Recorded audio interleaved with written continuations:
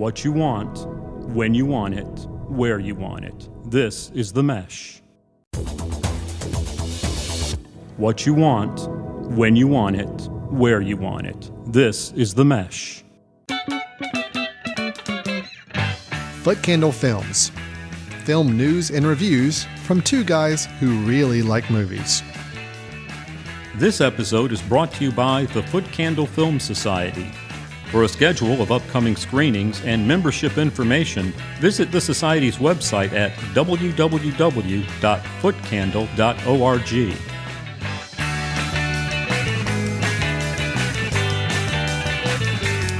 Hello, everyone, and welcome to Foot Candle Films here on the Mesh.tv podcast network. This is our ongoing film discussion and review show, along with some film news and recommendations.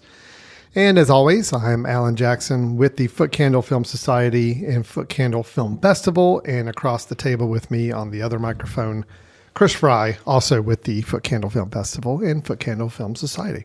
How you doing, Chris? I am doing well. I'm excited to talk about movies. Always fun to do that. So. This is always a good time. We enjoy getting together. We the whole backstory here. I mean, Chris and I talk movies all the time anyway. So I think a few years ago, we just figured, well, let's put some mics in front of us and see if anybody else wants to hear us talk about movies. So we enjoy talking about movies. Let's make other people. Let's make other people enjoy talking about movies too. What we do in this show is we have a couple of new releases that we will discuss and review. We're going to give our takes on. And then we're going to move into some movie news where we're going to talk about some upcoming projects that sound interesting, or maybe we just heard about and want to see how the other one of us will react. And then at the end of the show, we both give a recommendation of a film that we think is worth checking out. Could be a new film, could be an older film, something we just revisited and we want to recommend that you can check out online yourself as well. So with that, Chris, we have two film reviews this episode. First off, we're going to be discussing the film Belfast, which is written and directed by Kenneth Branagh based on his own real-life experiences as a child. And we'll be reviewing that film, followed by the latest film with Mahershala Ali, which, come to find out, this is his first starring lead role in a film, which I couldn't even fathom that. But it is the film, Apple TV original film, Swan Song, we'll be discussing.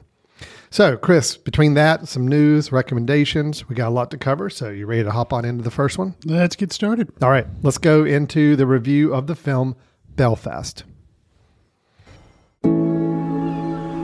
We all have a story to tell. But what makes each one different is not how the story ends, but rather the place where it begins.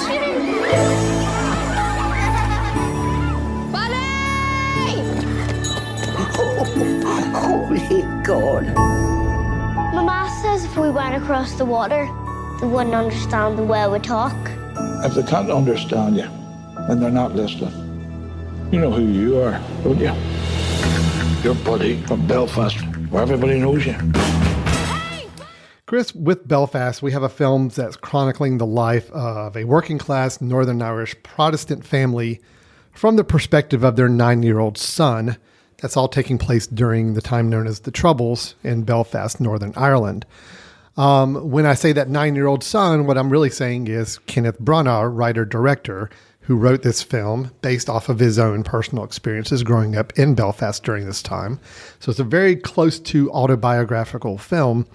My understanding is it's not 100% autobiographical, but it's certainly inspired by his own experiences and his family's in this area.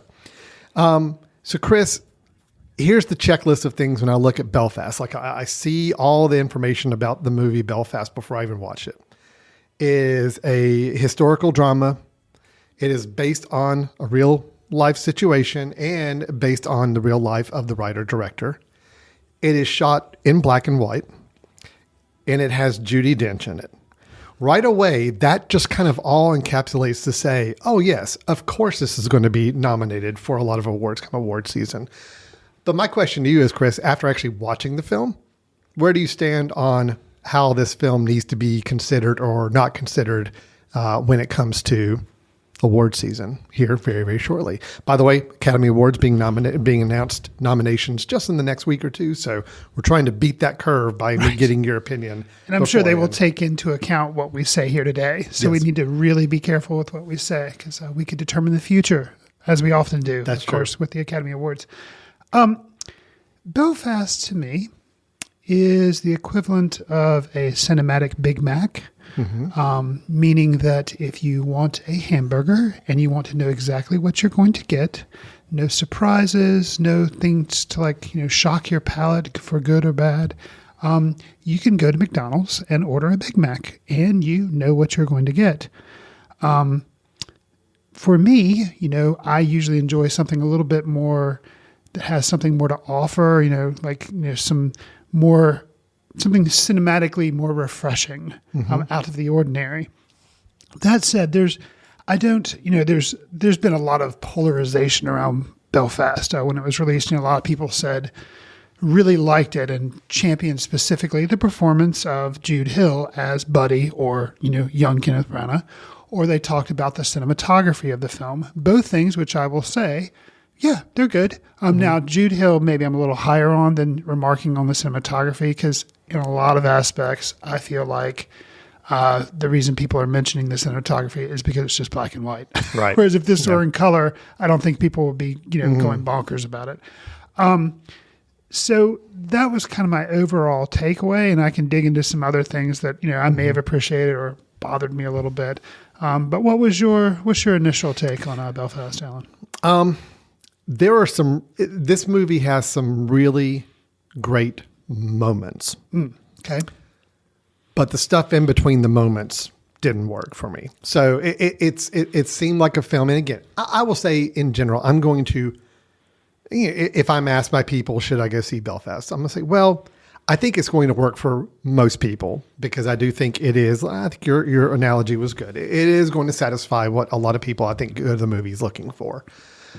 I'm like you. I tend to want to look for something a little bit different, a little bit interesting, a little bit more unique. This movie, there were some moments. I can recall a few moments, a few conversations, a few key scenes. I thought those were really good. Those were some good moments. That was a really nice moment. This was a really nice line of dialogue delivered. This is a really nice shot we've got here. But I feel like those were kind of the keystones that the film was saying, okay, we got to hit these points. Now we've just got to stitch the rest of the film together, and let's just kind of tie it together with a narrative the best we can that is not going to overwhelm our audience. It's not going to get too deep. It's not going to get too political. It's not going to get too religious. It's not going to get anything. It's just going to, let's just lay it out there and make it simple and palatable and easy for an audience to see this situation. And I think that's what we got. It's a very light, palatable film on a very deep subject that it seemed really, it seems really hesitant to want to get too deep into, for sure. And I'm okay with that. I'm not saying that a film that has to address Northern Ireland in the 60s has to be just this completely complex and really digging into all aspects of it. I like the fact that we're viewing this really from a family perspective. But I'll just say this. I do have some positives. I'll get into that. But when the general conceit of the film is why a family that is seeing violence erupt around them in their town, and they have an opportunity to leave that town, I need to be made as a viewer to understand why they don't jump at that opportunity to leave immediately. Right. And I did not get that understanding. It's like the whole time even I'm wondering myself, I don't see why they have an opportunity to leave. And yet they're saying that the reason they want to stay in Belfast is because they're so connected to the town. I never got that. I never understood that. And I think the film did kind of fail for me in that. And that's the emotional core of the film. And it just did not connect for me. So I do think it was a very surface film. It was a very high level film. It had some great performances. I think some great lines, some great pieces of dialogue, great moments. I will call out some positives in a moment, like I said. But overall, the film just did not have and not that it should have been heavy and depressing or anything else. It just didn't have the weight that I think it really needed to make it work as a film. So yeah, I think you and I are on the exact same page with this. I think I can also speak to maybe, and it's a me problem. I've always been curious or interested in the whole conflict with, the two sides, the Protestants and the Catholics. And, I've just never, I know I kind of have heard about the problem, but I'm like, I just don't get it. Like, why are they fighting? What, and I've heard things, but just, it seems so foreign to me. And so, going to this film, I was like, oh, okay, this film, that's what this thing is. Here are these people, they're here. And yet it was so surface, I didn't really get, not that I expected it to be a documentary, but I just, like you're saying, I didn't get the stakes, or I didn't get what was going on. So I felt like I know nothing more about what did you call it? The problem in how the troubles. The troubles. I didn't feel like I learned anything more about the troubles than I did before I came to this movie. And I understand that, like you had said, that it's kind of through a child's eyes. It's through Kenneth Branagh's eyes, through the eyes of Buddy. Okay. And there is a little bit of dialogue where he's kind of sitting around playfully talking about, oh, I could just say I was Protestant or say I was Catholic. And, people ask me, what do I say? That was one of those nice moments I call out where I'm like, yes, okay, good. I like this. Right. But then like a little bit more deeper explanation of that, or exploration of that, would have been nice. But just, I feel like the film overall was so concerned with not being too heavy, with just being kind of cinematic comfort food. And, we, after, 2020 and 21, cinematic comfort food's not a bad thing. Yeah, no, there's nothing wrong with it. But see, the way I think they could have handled it, and this is just my take. Sure. Okay, I love the moments where we are taking it from Buddy's perspective as a 9-year-old child. Make the whole film from Buddy's perspective.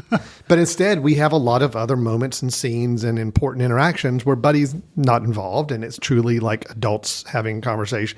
I'm like, okay, well, then you've just kind of lost me. It's like, make the whole movie from Buddy's perspective. Right. Him not understanding what's going on around him and having to process it, and make it to where he just is having to kind of interpret what he's seeing his parents go through and all that. That would have worked. I'm like, okay, then you can keep the film at a very high level. You don't have to get too complex. We're all exploring it from Buddy.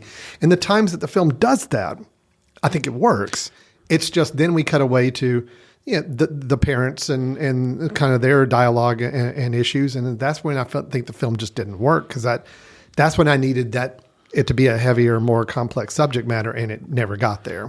Kind of like, for instance, Jojo Rabbit, taken for instance. Now, granted, that's about World War II, but I think the reason that works is, I feel like there's just been a lot of exposure to World War II and Hitler, and it's like, I know all that. I don't need a lot of details with that. And so if this had been somehow worked a little bit more along those lines, not necessarily that he needed to have, an imaginary, but I think it would have just worked. Well, Jojo Rabbit, I think almost the whole film is from his perspective, sure. The young boy. I don't think there are many scenes that he's not in the scene. Belfast, I think, likes the idea of, let's take this from a 9-year-old perspective, but it doesn't commit to it. It does it maybe for half the film, and then the other half are the parts that I just don't think work, or they try to still keep it way too high level and too palatable, and it just it didn't work there. Let me. I'm going to call out some positives. Yeah, let's because I do think there are some Absolutely, positives. Sure. Look, I'm a sucker for black and white cinematography. Okay, I agree with you. Citizen Kane, one of your favorite films. Well, at the time that they didn't really have a choice. That's true. They didn't have a choice to go color at that point. But the choice to go black and white cinematography, and there were some stylistic choices made, especially that the entire film's in black and white, with the exception of some moments when they're either watching a form of entertainment, whether it be TV or stage performance. Those are in color, and I thought, I like that. That's nice. It's like that's their view into somebody else's life, and they get to see that in full color. That works. I think that was a nice touch. There's nothing special about the cinematography outside of it being black and white, but the black and white was really well done. It looked really good. Sure. I think there's some great conversations. There's some great lines of dialogue, especially the ones dealing with the grandfather. Mm-hmm. I thought were really good, played by Syrian Hines. Very, very good in the film. And any of the dialogues with him, I just really liked. And yes, he got to carry some of the more meaningful pieces of dialogue, the ones that made the trailer cut, for the film. But I see why, because they did work for me. Sure. Okay. Yes. When I started hearing the Van Morrison music and realized that the entire movie was going to be Van Morrison music, it was a little bothersome at one point, but he is a Belfast native. It did work for me at the end of the day. So I know you're shaking your head. So I guess that did not work for you. Yeah, It just added to one that Van lightness Morrison that, song. Okay, two. Okay, but then it's just like, and I see that he had, he worked on the soundtrack with Kenneth Branagh, but it became too much. That was one of my big hangups about the film. Is I felt like it was kind of an extended Van Morrison music video. Well, but that's going to lead me to my next positive. And I understand he is from Belfast, so I get it, but. And this is outside of the film. This is more the production, which shouldn't really, back end production shouldn't really affect my review of the film. But the fact that there are a lot of people in this film and a lot of crew and cast from Belfast. Jamie Dornan, who plays Pa, from Belfast. Ciarán Hinds, I mentioned the grandfather, from Belfast. Van Morrison, of course, Kenneth Branagh. And supposedly a lot of the cast and crew were from Belfast natives. I like that. I think that's a cool thing. It does add to my Extra textual, appreciation of the film, sure. even if it doesn't affect how I viewed what was up on the screen. And I think I will say too, that was cool. I do agree that was cool. I will say too, one of the things that I've got to see this film twice, which is a rarity. Usually, I just see a film once, and even on the second time through, I didn't catch all the dialogue because the accents are just rampant, which is good. It's authenticity, but a lot of times I struggled with actually catching some of the conversations. Yeah, that's true. Those were my positives on it. So, I mean, did you have any others to add that worked? You stole the one did I I was get really the going ones to from you? say. You stole the one I was really going to say about the use of color, which I did think was impressive. I will say the acting throughout the film, I feel like you've touched on it. That's the one positive I can really hang my hat on is the performances are all really solid. Jude Hill as Buddy, I think, is like the one that's really going to shine. Sure. Agreed. But you mentioned how there are moments in the film that really need to be hit home. And those are delivered by Ciarán Hinds or by, of course, Judi Dench at the very end. Judi Dench is very good. Yep. So she has some lines of dialogue that kind of close the film out. And it's just like, hitting the home. When the home runs need to be hit, they are hit. And are knocked out of the park. But some of the other things are a little, just a little lackluster. They've got the perfect Oscar clips to play. Oh, absolutely. If any of them are nominated for acting. Let's just put it that way. But I'm going to go back to my issues, and we've already restated a lot of those, but just there are a couple other finer points I want to point out.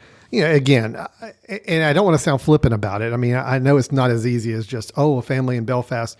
Now there's violence breaking up. Let's just up and leave. We're going to leave and leave our home. I get it. It's a little tougher than that, but the whole core sense of the movie, the whole conflict of the movie is, are they going to leave or not? Mm-hmm. The father wants to leave. He's got a great job opportunity in England, and they've got a way that place that they could live in England. He's already got it figured out. The wife doesn't want to leave Belfast. And I get that as a conflict, but neither does the son. Right. But make me see why. Right. Okay. It can't just be because the 9-year-old has a girl he's pining after in class. I need more, and I never saw the reason why. Yeah, the mom wanting to stay doesn't really make a lot of sense. Doesn't make sense. And that's the whole conceit of the film. Is the film could have been over in 20 minutes. It's like, nope, we're out of here. We're done. Sure.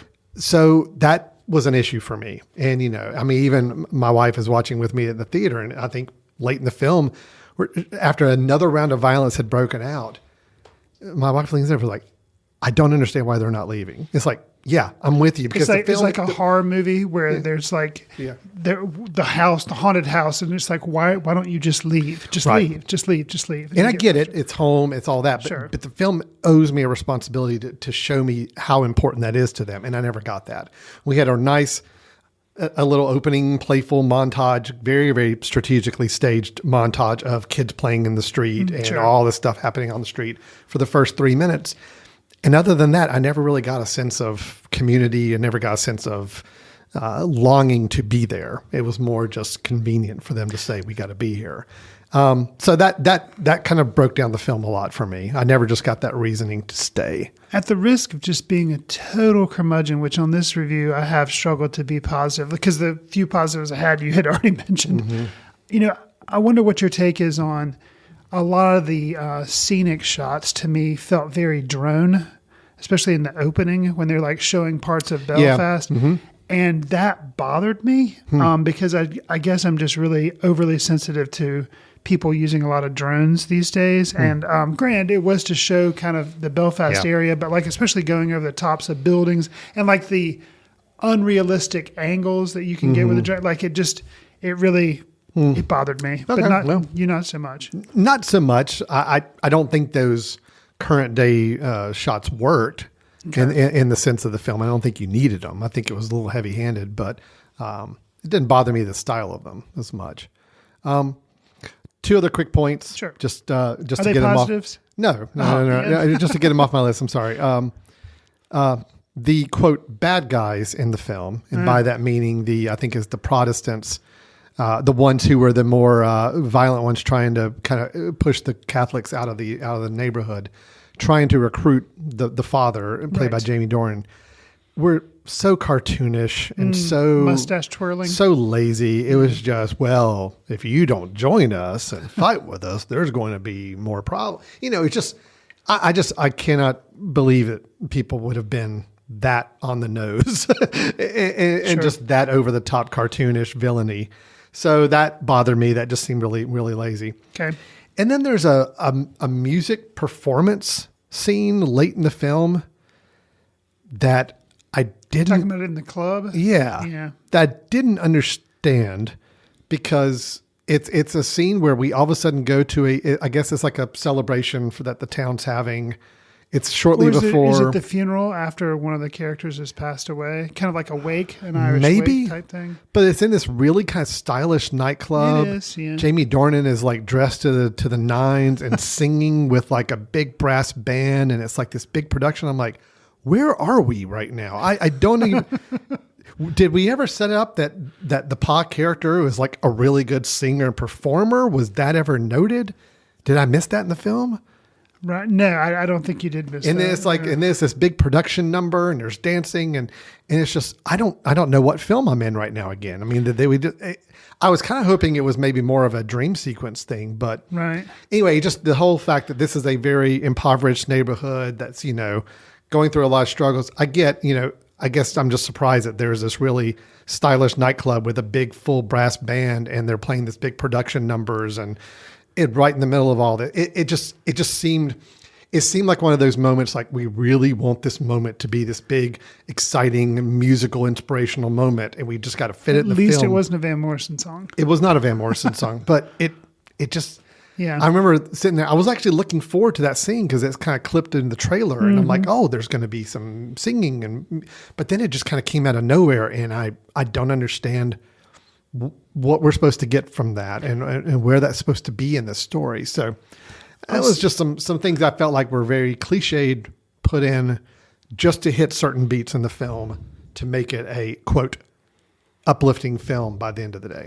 So I'll kind of sum up my feelings on it, and beating a dead horse here, but the characters in the film, Jamie Dornan plays Pa, Satrona Balfe plays Ma, Judi Dench plays Granny, Ciarán Hinds plays Pop. They're all these like generic, no one has any names. Yeah. So the generic nature of the film, kind of like the Big Mac thing I was saying in the beginning, that's what kind of bothered me. I wanted more specificity, more details, and instead everything was I felt kind of watered down. No, I agree. I think that's a good way of looking at it. So look, and I know a lot of the people we screened the film with loved it. Sure. And I think a lot of audiences are going to love it because it does serve you what you want out of a film like this. I know you and I tend to look at these films a little more critically. We try to yearn for more out of films. So I get it. I'm sure people hearing our review that saw the film are just shaking like, I just don't get it. It's a great, yes, I think it's a very enjoyable film. And I do think there are some great moments in it. The performances and the look of the film do make it work for audiences. I do feel like though that it's just a shame that I felt like the film could have been a lot more interesting, a lot more, bringing us into the story, a lot more understanding the connection to the town and the city than it did. And just showing me the drone shots of the town now doesn't really build that sense of connectivity that I think they were really wanting for in the film. So I'm disappointed in it. I'm not going to say it's a bad film. I'm not going to say it's not what it could have been. But I do think in general, audiences are going to find some good out of it. I think we're on the same page there. Okay. So it's a kind of a tepid recommendation. Of an but with a okay lot film. of misgiving of an okay film. Right. Yes. All right. There we go. So that is Belfast. You're going to put that quote on the pull quote on the DVD thing, like, right? A tepid review of an okay tepid film. review of an okay film. You might like it. Yeah, Chris you and Alan. probably will like it. So that's the quote. We didn't even mention running time, 1:38. I thought that was pretty good. Yeah, I mean, that's to me, that's a good movie length. Sure. I like that. So worked out pretty good. All right. That is Belfast. It is playing in some theaters right now across the United States. It will be mentioned in some capacity, I'm sure, during Academy Awards season. Just how much, we don't know. We'll certainly wait to see. Okay, Chris, let's move on to our second review, which is the Apple TV original film. Still kind of odd saying that. It's just an opening phrase. Apple TV original film, Swan Song. The second you tell your wife that you are dying, your opportunity to do this is gone.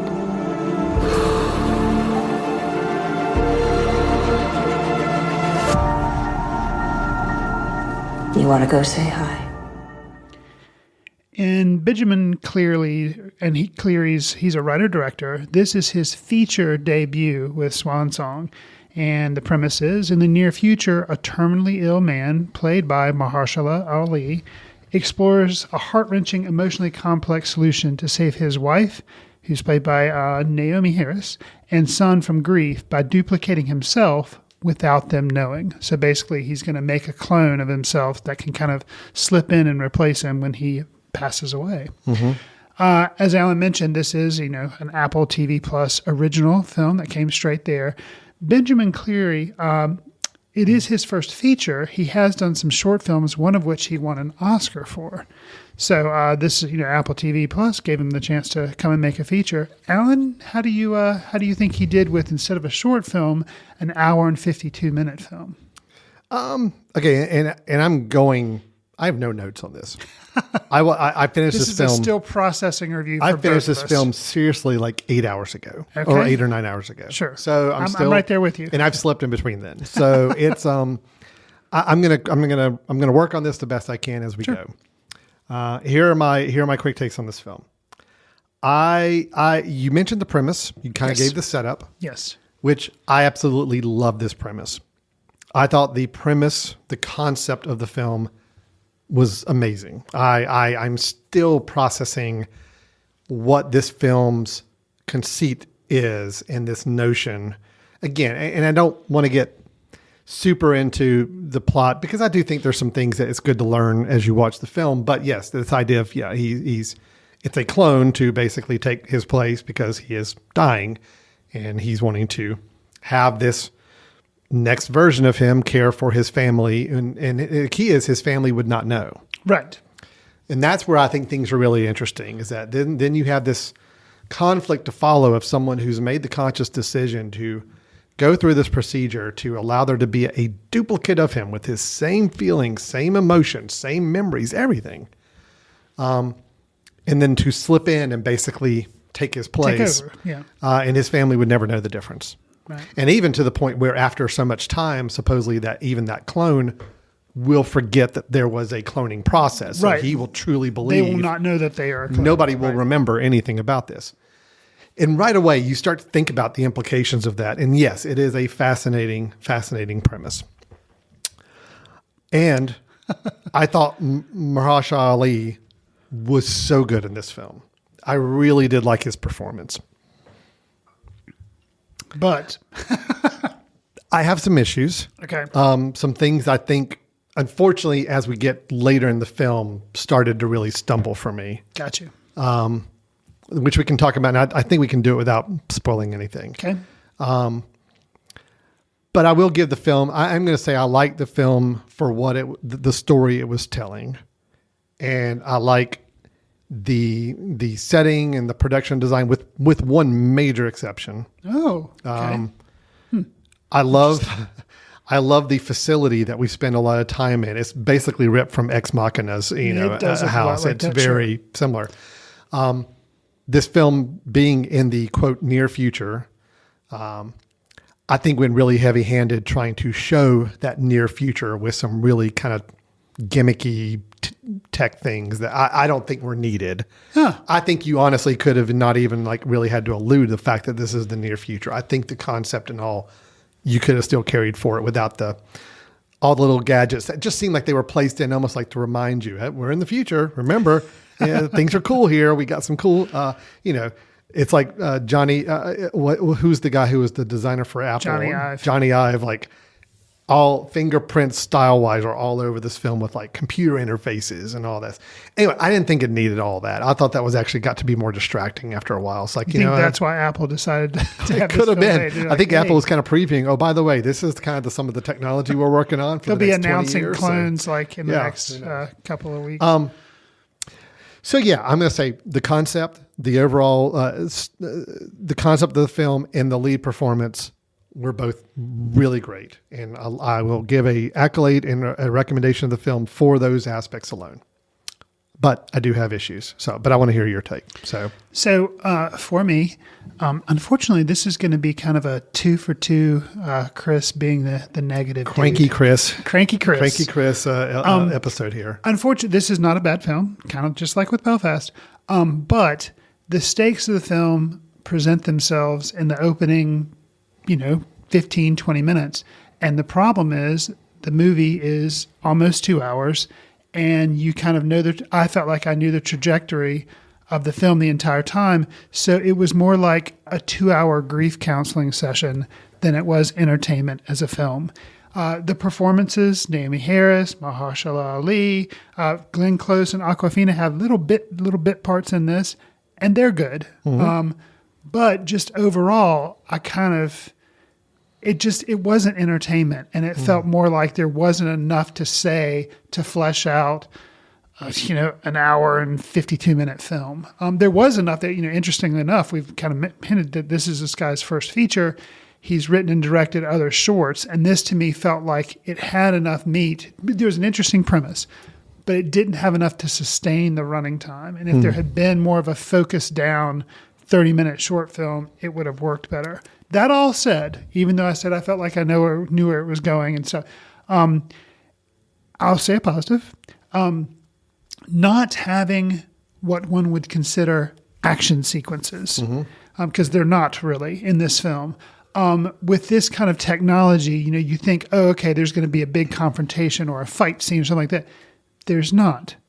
And so that actually is interesting because it has this sustained length of 1 hour and 52 minutes, but basically it's all drama. There's no thriller. There's maybe a little bit of suspense, but not really. And I will say at the end of the day, kind of how things conclude, because it was kind of deliberate and slow-paced conclusion, I could say that was kind of risky and it worked. Mm-hmm. But, I don't want to do any spoilers. Yeah, I was kind of surprised with how things kind of wrapped.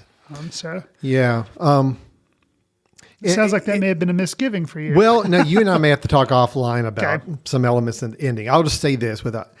I get the feeling that at one point in the production of this film, there was a completely different ending planned. Ah, okay. Because I honestly felt like... Would it have been more typical Hollywood? Yes. Okay. And that's honestly, I guess I was surprised at the end of the day. I'm like, oh, that is how they're ending. And I'm okay with that. I'm good with that.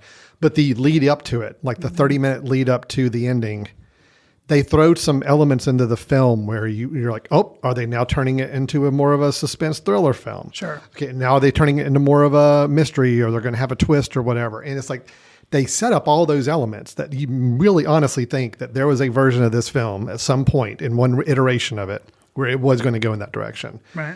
And it was a little frustrating when they kind of pulled back from those elements. I'm like, nope, sorry, we just teased you about the whole thriller thing. It's not going to go that way. Oh yeah, no, I know we tease you that there's going to be there's not a twist. This is the film.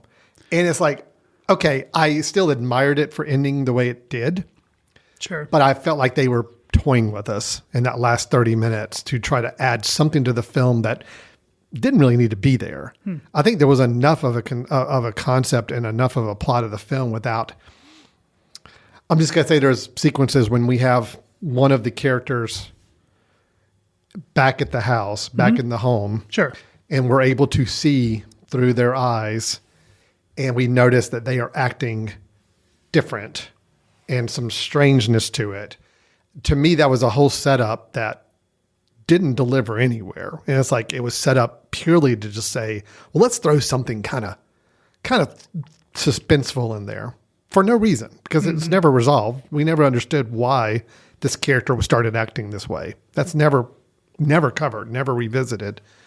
So I guess that's where in that last 30 minutes, I was like, okay, you had me. The film was working for me, and I didn't mind the pace. I didn't mind the fact that, yes, it was, you kind of knew the concept, but I was more interested in watching the process unfold. To me, I was okay with that. I wanted to see an hour and a half, 2 hours of how this process was going to roll out. And it just seemed like the filmmakers said, well, let's weave in some elements, because if we just do this for 2 hours, this is going to be not as exciting or fun as a film. So let's throw in some moments where we kind of make people think we're going in a direction, but oh, nope, jerk them back. We're not. And that I felt like that kind of distracted me. Again, as I left the film, I'm just like, why did they go there? Well, I still don't understand why they did that. So that's frustrating for me. But again, I had enough enjoyment from watching this concept play out. Even if I knew how it was going to end, even if I knew, like, okay, I'm sure these are the steps they're going to hit, I still wanted to see those steps. I still wanted to see those next phases of the story, because I just love the concept so much. And so, I did like the film. I think I liked it better than you did. Sounds like it. I just did have some misgivings with some decisions they made late in the film and trying to establish what the overall tone was going to be, or what the overall style of film was going to be. Well, it's interesting you criticize the technology, I guess, because I felt it was film overall was there wasn't a lot for me to be interested in. The production design I liked the production design. It looked beautiful. And the cinematography of the film, everything was sharp and everything. I liked all that, but the technology would kind of give me a little eye candy to kind of keep me interested. I kind of like some of that. Yeah. And, I hate driving cars, and the self-driving car thing, I'm just like, yes, when can we get there? So I liked a lot of the looks and the stylized version of stuff.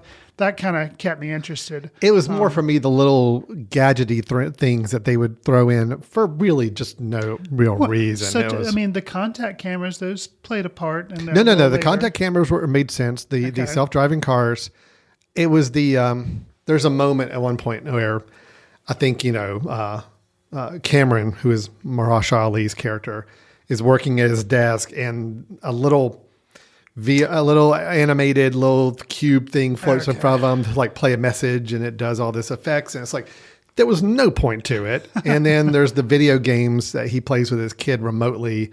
And it was almost just gimmicky tech, I think, thrown in to say, oh, hey, we're futuristic. Look how cool we are. They didn't need that. I think I was more interested in, I like the practical technology that we could see truly evolving, but some of it just didn't work. On a movie, I cannot really defend on why I didn't like it as much, but you liked it more than me. That's one aspect of it. I feel like I could staunchly defend the technology. So you are looking forward to the day of the little, of a completely VR computer interface floating in front of you, and pop up little gadgets and little vending machine waiters on the train, serving you drinks and all. You're cool with you're looking forward to all that. So, sure. All right. And speaking of, we mentioned with Belfast, there were certain scenes.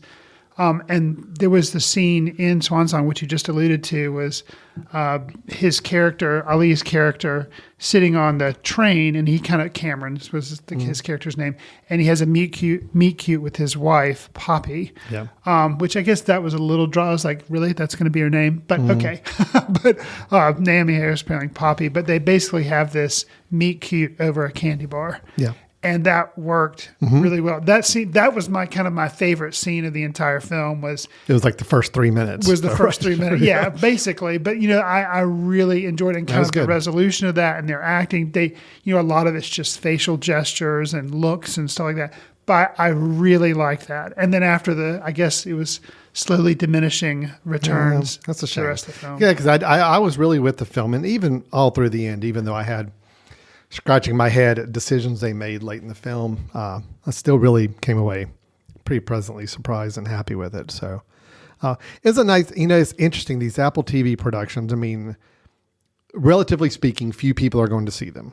Even though I know a lot of people have the Apple TV Plus, I mean, it's still not anywhere near a Netflix or these other services.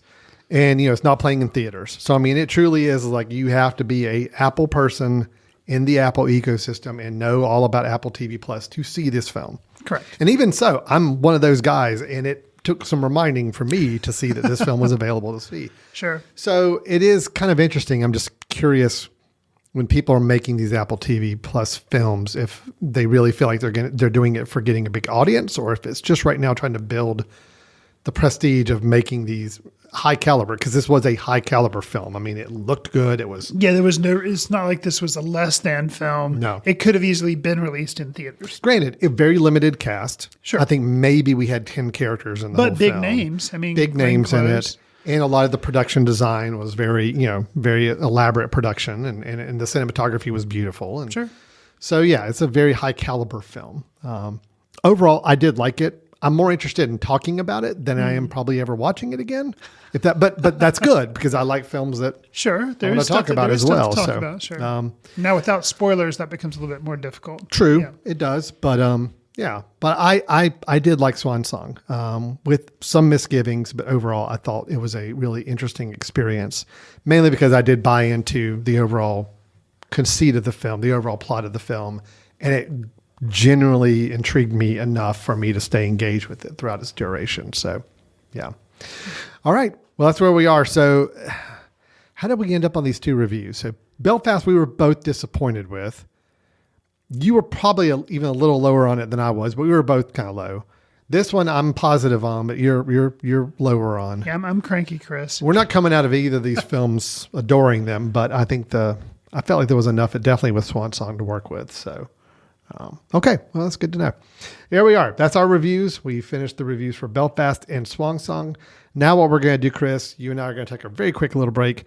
We come back. We got a couple of movie news items to share. And then we also have our recommendations of the episode to share. So stay tuned. You're listening to Foot Candle Films here on themesh.tv. This podcast is sponsored by Jackson Creative, a custom communication agency located in downtown Hickory, North Carolina, specializing in online content creation. To learn more, visit thejacksoncreative.com.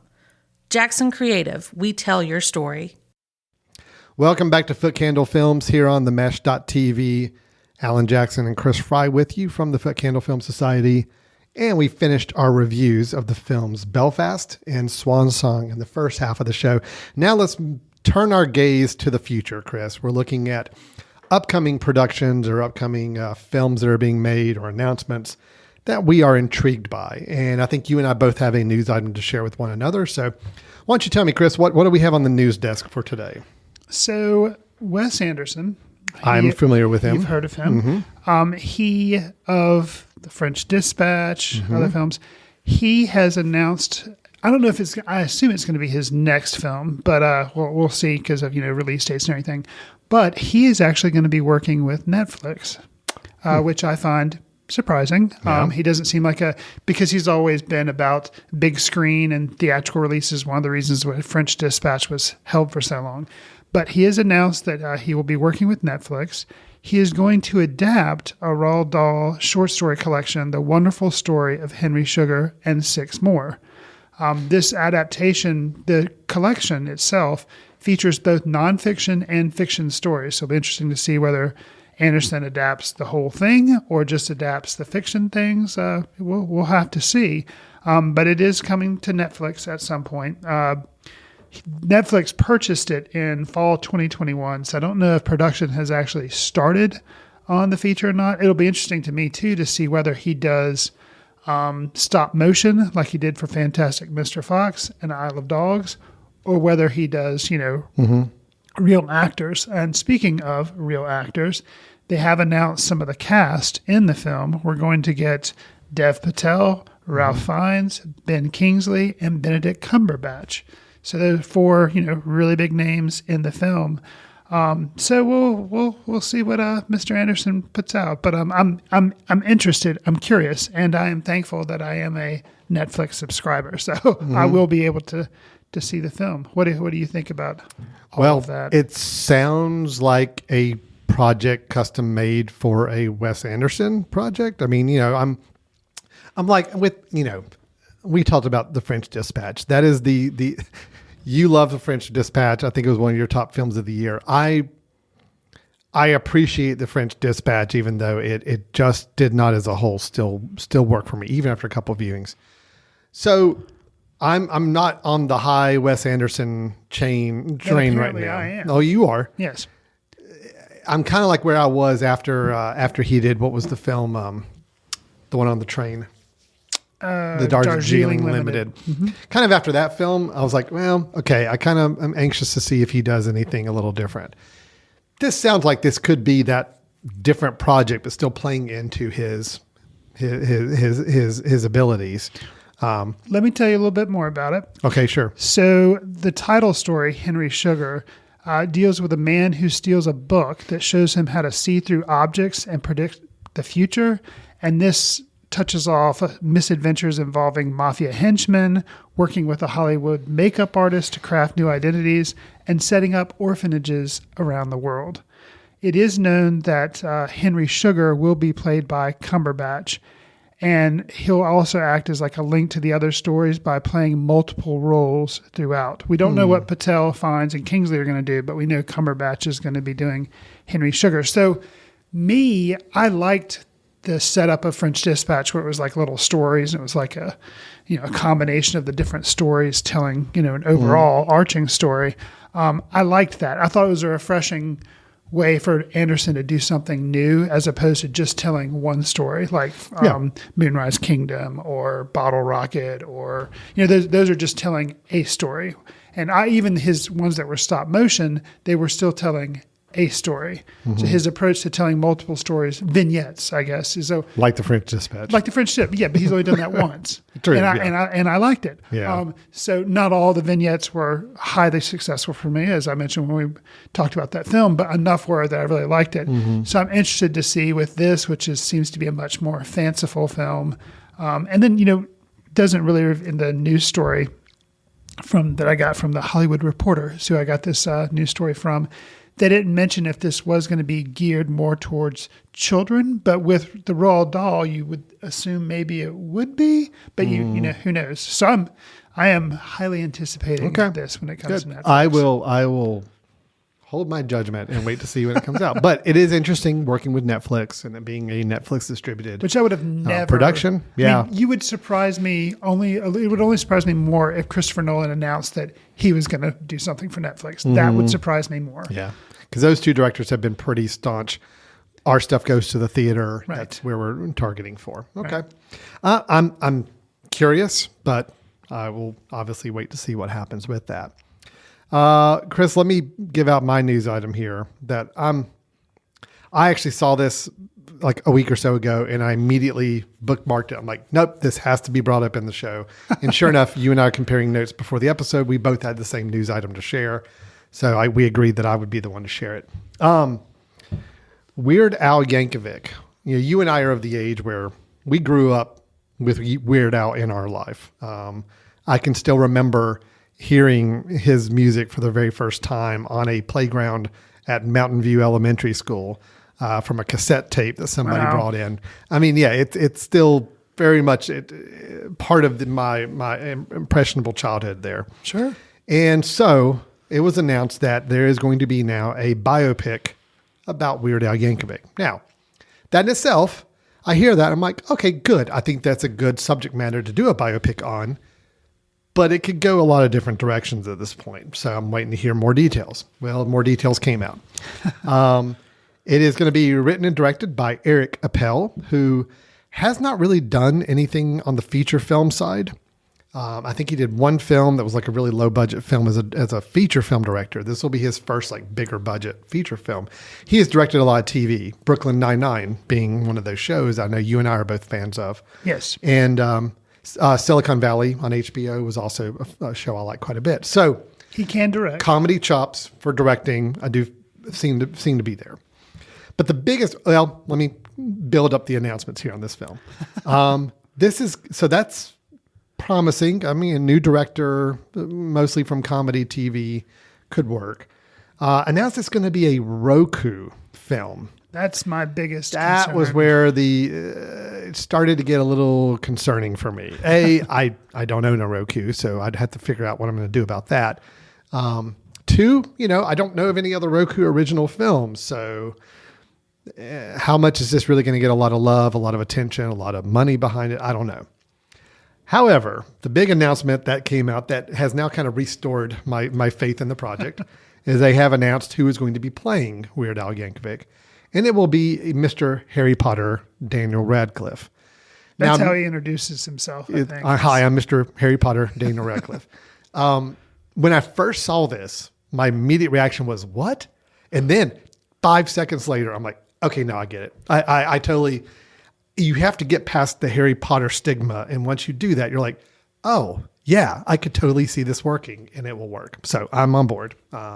Chris, I got to imagine you're pretty I'm pumped excited. on this. The only thing I'm worried about is, like you mentioned, the whole Roku. Yeah. The Roku problem. How will I end up seeing it? Yes. Because I already do Hulu, Amazon Prime, Netflix, HBO Max. So I just can't. Apple TV Plus. So Well, here's what we do. We if we have to purchase a Roku, we buy one for all, and then I will use it for like the first couple of days, watch a film, I'll give it to you, you watch it, and then we'll cancel just the service. pass it around all North Carolina. Yeah, and we just cancel the service. So we basically pay for 1 month of service, and that's it. I mean, that would, I guess, work. But yeah, Daniel Radcliffe, because I'm such a big fan of Swiss Army Man. Yes. I heard that he was Cat, and I'm like, yes, totally see it, totally see how that works. Yeah, and I think he's just, since the Harry Potter, his performances in that, the long run he had in those movies, I think he's been interested in kind of really doing off the wall, kind of shifting himself, because he is a good actor. And I can't think of anything better than to do like a Weird Al biopic. And I am hoping, because I saw this guy also has, I guess, some history with that. I guess it's a web channel or a website, Funny or Die. He's done some stuff with Funny or Die. Yeah. I hope they take this thing where they actually just make up a bunch of crap about Weird Al that is not in the least bit true. Yeah. And then they'll have some of his like albums and stuff, because, what I've always heard about Weird Al, don't know him personally, unfortunately, is that he's a really nice guy. And other than the fact that he has a lot of albums in a long run, like, there's not really a behind the music story arc for this guy. Like, it's not like he's had all these dramatic turns and like peaks and valleys. Well, not that we're aware he hasn't of had anyway. a battle with drugs or anything like that. Like, no, he's just a dude, So I'm thinking, like, as far as stakes in like a biopic, usually you need those type things. But I think it would be really hilarious if it's just like bizarre. Like, it's just this bizarre biopic that, yes, it is about a guy named Weird Al. Yes, he does albums, but like everything else, like, could be. He's actually from another planet, and that's their whole angle on this or something. Like, I think that would be amazing. Well, Weird Al Yankovic is co-writing the film. So I'll say, again, I'll just be this Which from the... can be leery because, like, say, Rocket Man with Elton John. That's my film criticism side coming out. It's like, okay, but keep in mind, yes, this is going to be it's got a potential to be a very, safe, sanitized, kind of portraying the image that needs to be portrayed instead of somebody on the outside coming in and making a film. But it being Weird Al, I kind of want him involved in writing this thing, because I do agree it has the chance of being something really more interesting and fun and creative. I think they're going to take that comedic angle with it. Is my gut feel, because of the quotes that came out with the announcements. Sure. Have you read how he announced it? Like, let me just read that for you. Sure. When it was announced, this is part of the press announcement of this film. Weird Al Yankovic says, when my last movie, UHF, came out in 1989, I made a solemn vow to my fans that I would release a major motion picture every 33 years, like clockwork. I'm very happy to say we're on schedule. See, and that's the kind of thing that and then he goes on to say, I'm absolutely thrilled that Daniel Radcliffe will be portraying me in the film. I have no doubt whatsoever that this is the role future generations will remember him for.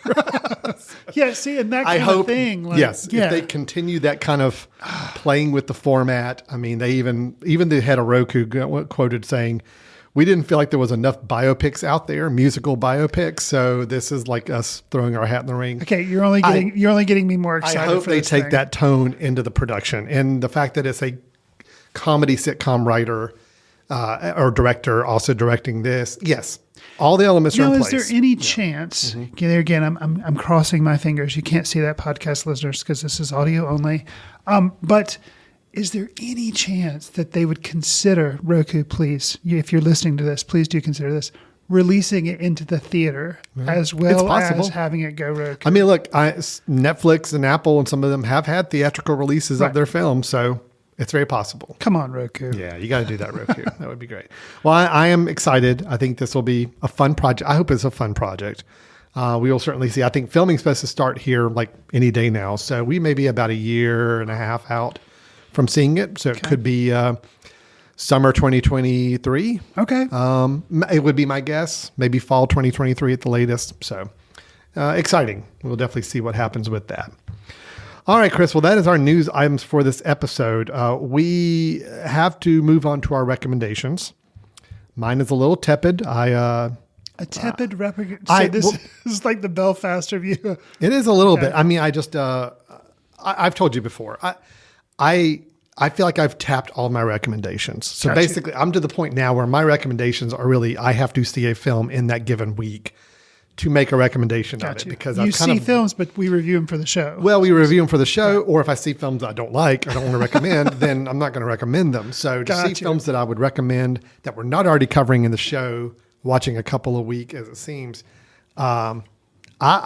you do a lot better with the recommendations than I do. You always have some great recommendations. I'm excited to hear yours.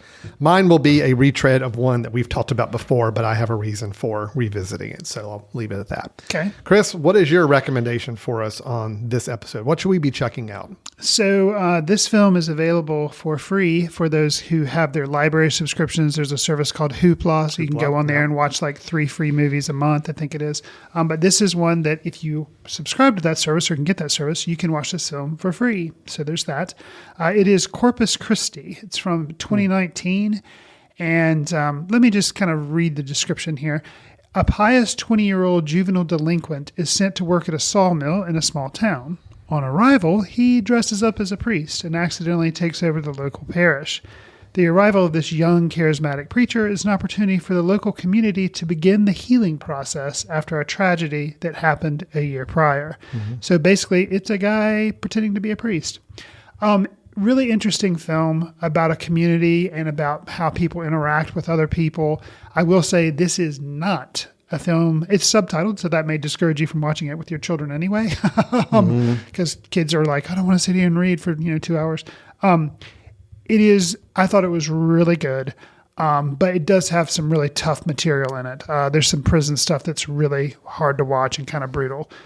But if that doesn't bother you and you don't mind subtitles, Corpus Christi was a really good film that it was nominated. I don't think it won, but it was nominated a couple of years ago in the Best Foreign Language Film category. And so don't know if it won or not.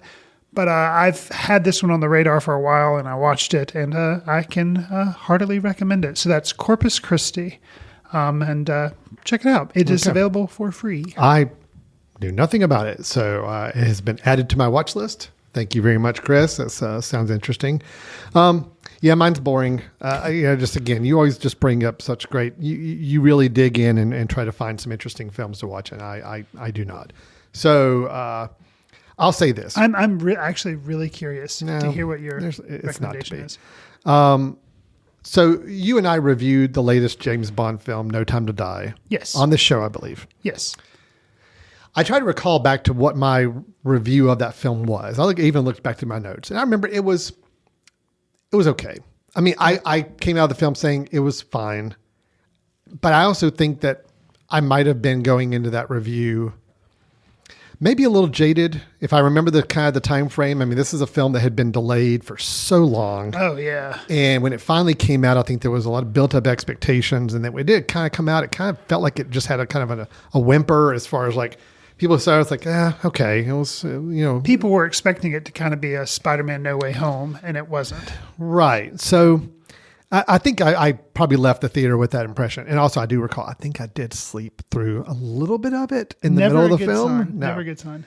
So some friends were over and wanted to test out my home theater, and we were trying to look for a film to watch that we would all kind of agree that we would want to see. And none of them had seen the new James Bond film. I'm like, well, I've seen it, but I'm like, I don't mind. It'll be fun to watch it on the home theater here. And we did turn it on and watch it.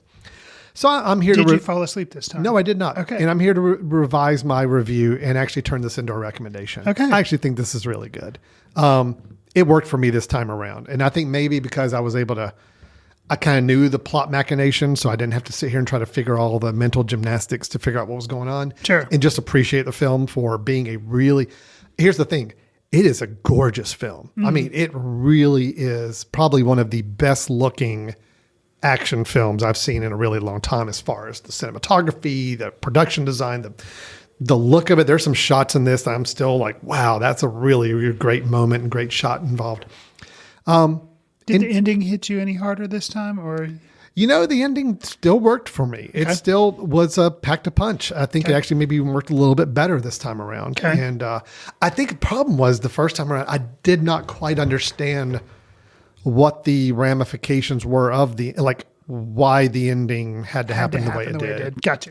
Now I totally understood it. I'm like, oh, okay, I get it now. And then it did have more of an impact on me. Sure. So I'm going to say, look, I think No Time to Die is really good. And, the director, Cary Fukunaga, he knows how to direct a good film and direct a good action film. And this has got some amazing action set pieces.